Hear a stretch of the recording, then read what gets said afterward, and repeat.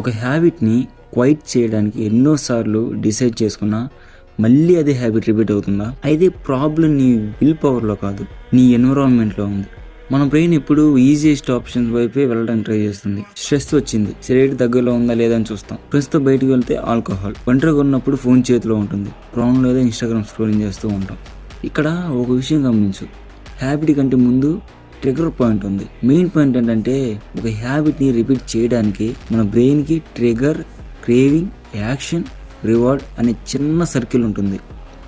ఉదాహరణకు stress into craving into cigarette is equal to temporary relief. అందుకే ఇకపై నేను చేయను అనే వర్డ్ మన హ్యాబిట్ని మార్చుకోవడానికి అస్సలు సరిపోదు. మరి దీనికి సొల్యూషన్ ఏంటి?